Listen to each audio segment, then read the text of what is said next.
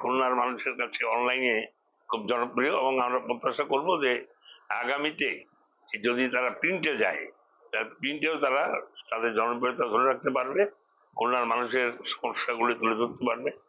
এটা আমরা বিশ্বাস করি, এবং সেই কারণেই আমাদের দলের পক্ষ থেকে, ব্যক্তিগতভাবে আমার পক্ষ থেকে সব রকম সহযোগিতা থাকবে খুলনা গেজেটকে, যাতে খুলনা মানুষের কথা তারা বলতে পারে।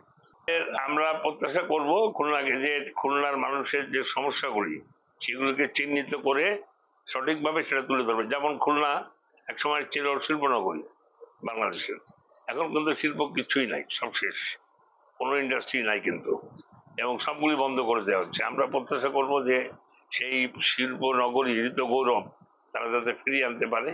এর জন্য খুলনা গেজেট তাদের লেখনির মাধ্যমে জনগণের মাঝে তাদের কথা, জনগণের মনের কথা তা তুলে ধরবে, এটাই আমরা প্রত্যাশা করি।